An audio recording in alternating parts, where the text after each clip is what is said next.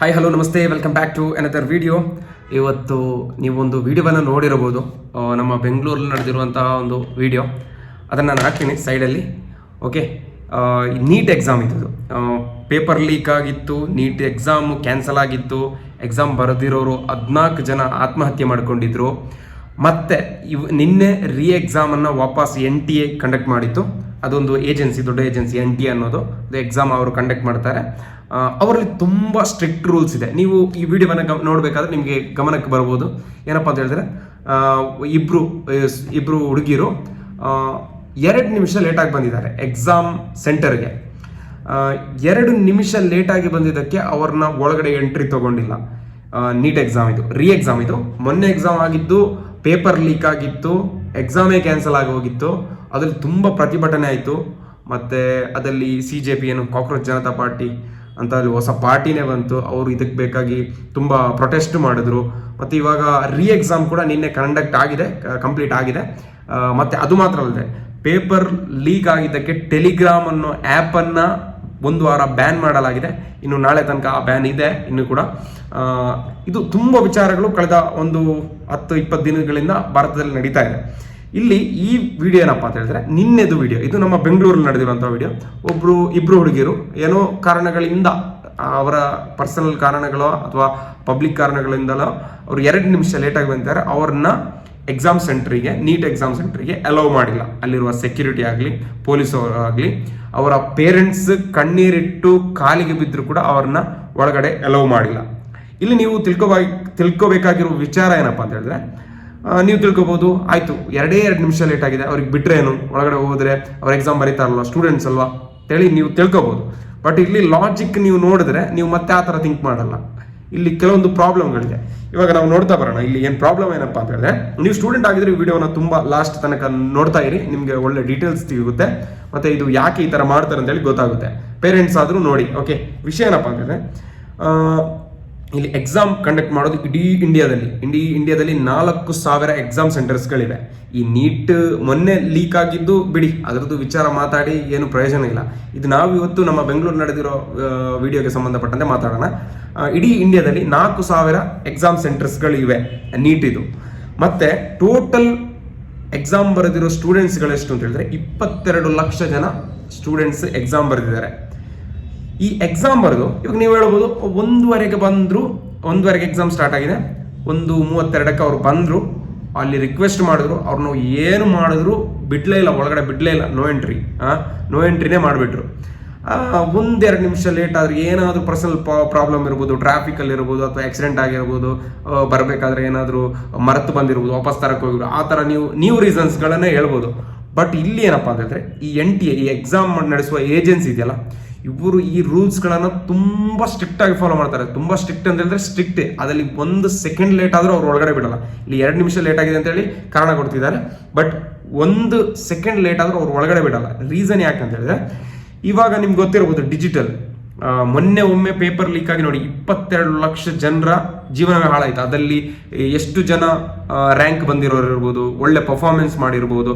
ಯಾಕಂತಂದ್ರೆ 1 ವರ್ಷದಿಂದ ಕಂಟಿನ್ಯೂಸ್ ಆಗಿ ಊಟ ನಿದ್ದೆ ಬಿಟ್ಟರೆ ಬೇರೆ ಯಾವುದಕ್ಕೂ ಹೋಗಿರೋದಿಲ್ಲ. ಅಷ್ಟು ಟೈಮ್ ಸ್ಪೆಂಡ್ ಮಾಡಿ, ಅಷ್ಟು ಎಫರ್ಟ್ ಹಾಕಿ, ಅಷ್ಟು ನಿದ್ದೆ ಬಿಟ್ಟು ಕಲ್ತಿರ್ತಾರೆ, ಈ ಎಕ್ಸಾಮ್ಗೆ ಪ್ರಿಪೇರ್ ಮಾಡಿರ್ತಾರೆ. ಇವರು ಇಲ್ಲಿ ಬಂದು ಎಕ್ಸಾಮ್ ಬರೆದು ಇದೇ ಥರ ಪೇಪರ್ ಲೀಕ್ ಆದರೆ ಒಬ್ರದಲ್ಲ 22 ಲಕ್ಷ ಜನರದ್ದು ಕೂಡ ಭವಿಷ್ಯ ಹಾಳಾಗುತ್ತೆ. ಇವಾಗ ಆಲ್ರೆಡಿ ಹಾಳಾಗಿದೆ. ಮೊನ್ನೆ ಲೀಕ್ ಆಗಿರೋ ನೀಟ್ ಎಕ್ಸಾಮ್ ಪೇಪರಲ್ಲಿ ಸಾಧಾರಣ 14 ಜನ ಸೂಸೈಡ್ ಮಾಡ್ಕೊಂಡಿದ್ದಾರೆ. ಅದು ಇಂಡಿಯಾದಲ್ಲಿ ಬೇರೆ ಜಾಗದಿಂದ.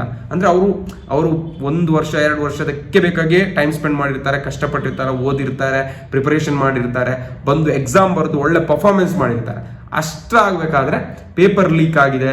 ಅದು ಯಾರೋ ಸ್ವಲ್ಪ ಇವಾಗ ಪೇಪರ್ ಸಿಕ್ಕಿದ್ರೆ ನೀವೇ ಅದಕ್ಕೆ ಸ್ವಲ್ಪ ಪ್ರಿಪೇರ್ ಮಾಡಿ ಎಕ್ಸಾಮ್ ಬರೆದು ಪಾಸ್ ಆಗ್ಬೋದು, ರ್ಯಾಂಕ್ ಮಾಡ್ಬೋದು, ಆ ಥರ ಇದ್ದಾರೆ. ಅಷ್ಟು ಟ್ಯಾಲೆಂಟೆಡ್ ಜನರು ಇದ್ದಾರೆ. ಬಟ್ ಇಲ್ಲಿ ಏನಪ್ಪ ಆಗುತ್ತೆ ಅಂದರೆ, 1 ವರ್ಷ 2 ವರ್ಷ ಕಲಿತು ಜೆನ್ಯೂನಾಗಿ ಎಕ್ಸಾಮ್ ಬರೆದವರಿಗೆ ತುಂಬ ನುಕ್ಸಾನ ಆಗುತ್ತೆ, ಲಾಸ್ ಆಗುತ್ತೆ. ಅವರು ಪಟ್ಟಿರೋ ಶ್ರಮಕ್ಕೆ ಬೆಲೆನೇ ಇಲ್ಲದಾಗುತ್ತೆ.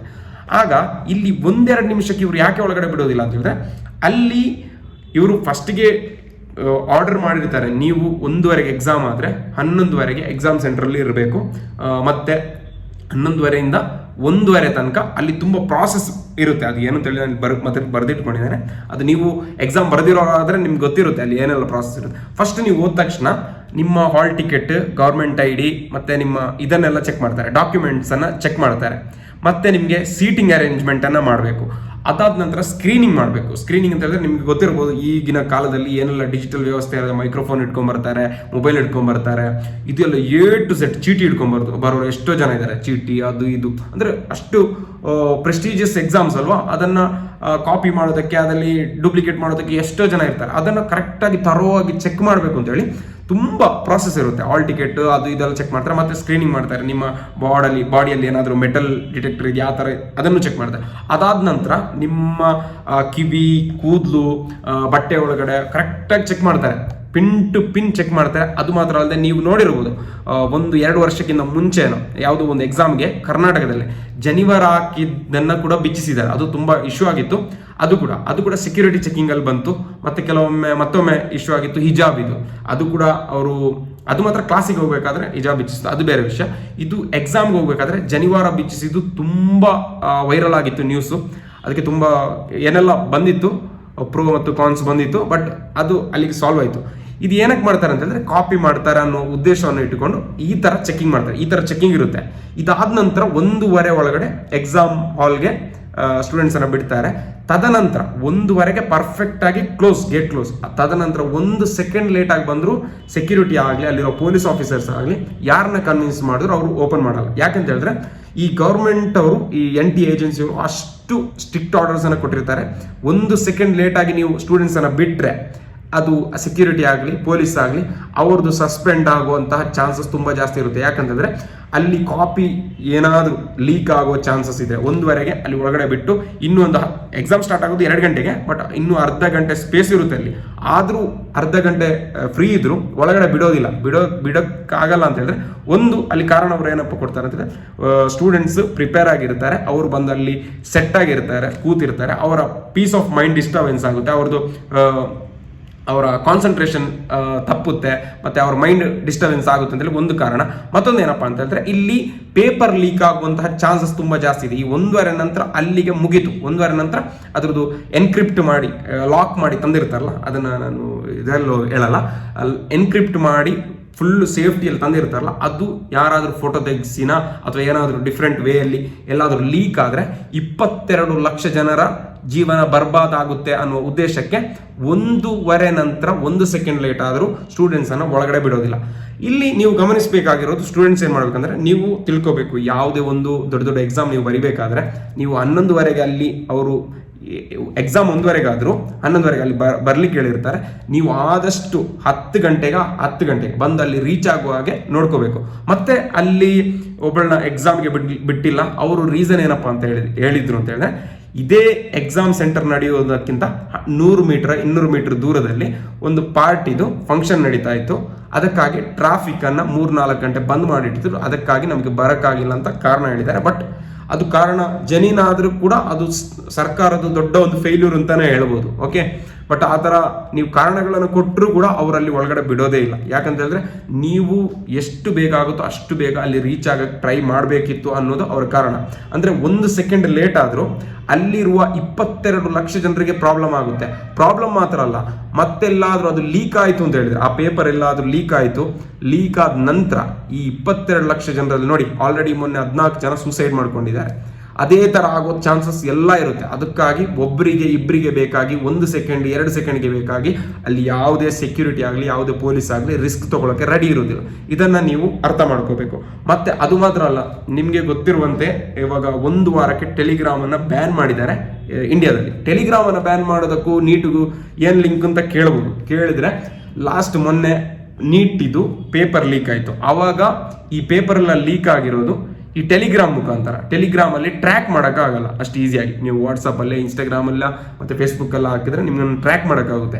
ಈ ಟೆಲಿಗ್ರಾಮಲ್ಲೇ ಅಷ್ಟು ಈಸಿಯಾಗಿ ಟ್ರ್ಯಾಕ್ ಮಾಡೋಕ್ಕಾಗಲ್ಲ. ಅದಕ್ಕೆ ಬೇಕಾಗಿ ಇವರು ಇಷ್ಟೆಲ್ಲ ಎಲ್ಲ ಸೆಕ್ಯೂರ್ ಆಗಿ ಮಾಡಿದ್ದಾರೆ.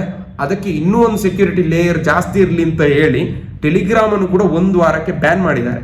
ಅದಕ್ಕೆ ಅದು ಕೂಡ ಕೇಸ್ ಆಗ್ತಾ ಇದೆ. ಅದರ CEO ಕೂಡ ಡೆಲ್ಲಿ ಹೈಕೋರ್ಟಲ್ಲಿ ಏನೋ ಕೇಸ್ ಮಾಡಿದ್ದಾರೆ, ಬಟ್ ಅದು ನಡೆಯಲ್ಲ. ಬಟ್ ನಾಳೆಯಿಂದ ಟೆಲಿಗ್ರಾಮ್ ಕೂಡ ವರ್ಕಿಂಗ್ ಇದೆ. ಅದಕ್ಕೆ ಅಷ್ಟೆಲ್ಲ ಸೇಫ್ಟಿ ಕನ್ಸರ್ನ್ ಮಾಡಬೇಕಾದ್ರೆ ನೀವು 1 ನಿಮಿಷ 2 ನಿಮಿಷ ಲೇಟ್ ಆಗಿ ಹೋಗಿ ಅಲ್ಲಿ ಕಾರಣಗಳನ್ನು ಕೊಡೋದು ಸರಿಯಲ್ಲ.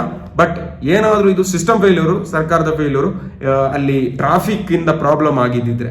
ಮತ್ತೆ ಇನ್ನೊಂದು ವಿಡಿಯೋ ನೋಡಿದೆ, ಯಾರೋ ಒಬ್ರು 5 ನಿಮಿಷ ಲೇಟ್ ಆಗಿ ಬಂದಿದ್ರು, ಅವ್ರದ್ದು ಆಕ್ಚುಲಿ ಆಕ್ಸಿಡೆಂಟ್ ಆಗಿತ್ತು, ಹುಡುಗನ ತಲೆಯಲ್ಲಿ ಕ್ರ್ಯಾಕ್ ಆಗಿತ್ತು, ಅವನು ಬಟ್ಟೆ ಸುತ್ತಿ ಆಲ್ರೆಡಿ ಅಲ್ಲಿ ಕಾಣ್ತಾ ಇದೆ 5 ನಿಮಿಷ ಲೇಟಾಗಿ ಬಂದಿದ್ದಾನೆ, ಆದರೂ ಕೂಡ ಅವನನ್ನು ಅಲೋ ಮಾಡಿಲ್ಲ. ಅದು ಅಲ್ಲದೆ ಅವ್ರು ಹೇಳ್ತಾರೆ, ಅವ್ರ ಪೇರೆಂಟ್ಸ್ ಹೇಳ್ತಾರೆ ಇವ್ರದ್ದು ಆಕ್ಸಿಡೆಂಟ್ ಆಗಿದೆ ನೋಡಿ, ಲೈವ್ ಆಗಿ ರಕ್ತ ಬರ್ತಾನೆ ಇದೆ, ಬ್ಯಾಂಡೇಜ್ ಹಾಕಿದ್ರು ರಕ್ತ ಬರ್ತಾ ಇದೆ, ಆದ್ರೂ ಕೂಡ ಅವ್ರನ್ನ ಅಲೋ ಮಾಡಿಲ್ಲ.